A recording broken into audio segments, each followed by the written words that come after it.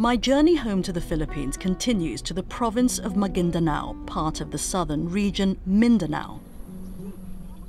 It's deceptively serene. But the beauty here hides an ugly truth. For centuries, warlords have had free rein to do whatever they want to the people in this land. That's how this happened. 58 people, 32 of them journalists, were abused, mutilated, and then gunned down in a single morning in November 2009. The accused killers are members of a powerful family called the Ampatuans, a clan that stopped at nothing to beat off any challenge. That this was the worst mass killing of journalists that the world has ever seen, I think meant very little to the family and friends of the victims at first. To them, it was the raw pain of having their loved ones so brutally and abruptly taken away from them. 12 of the journalists are buried together in this cemetery, including Lea Dalmasio. Can you tell us how you want your daughter to be remembered? She was very young, huh?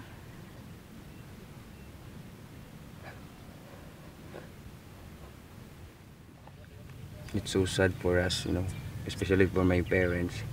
We look at our loved ones as, you know, heroes in our country because they die for their work and they just do their job to deliver the news to everyone.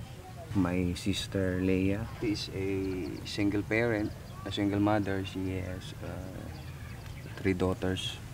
She grew up his daughters alone. Her younger daughter was only a month old. They are victims of this massacre too.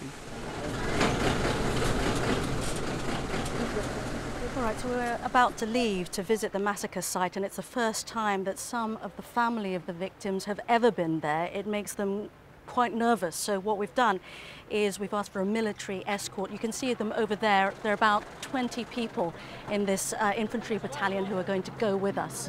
All right, let's make a start. The reason we need protection is that no one can be sure we won't be attacked. We were to retrace the same route taken by the massacre victims. They were family and supporters of a politician from a rival clan. They were going to register his candidacy for the governorship on his behalf in the Ampatuan stronghold. For them, men in uniform didn't provide protection. Instead, they were their alleged executioners. As they travelled to the municipal hall, they were diverted by a group of men in uniforms and taken to a hillside where a mass grave had already been dug. There are allegations that some of the women were raped before they were killed. Some people were shot at point-blank range, others as they tried to run away. It's the worst political killing in recent Philippine history. Reginald Dalmasio leads most of the family members to a monument commemorating the victims. But one man stands apart. Eliver Cablitas, a policeman, distraught. He works for the same system that failed to save his wife. But I recall everything. I remember.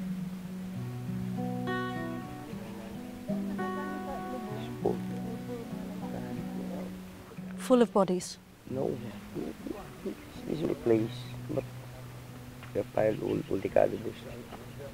They piled all the corpses here, including your wife? Yeah, my wife. You lose everything? Yes.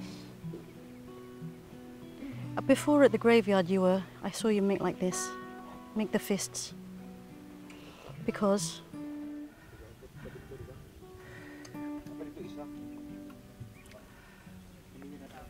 You didn't want to go? I just want to cry because those moments I cannot cry.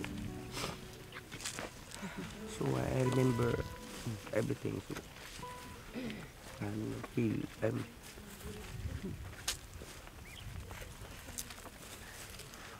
Reginald, what happened when you came here and you saw this is the spot where your sister's body was, wasn't it?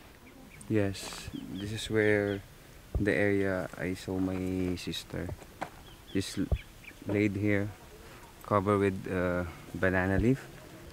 I recognized the shape and the size of my ate because of all the journalists. She's the smallest.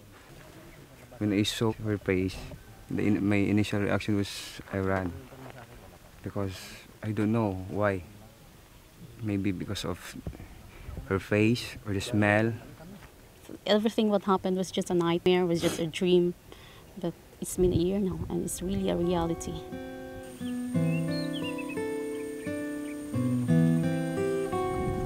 Lord, we are here in this place.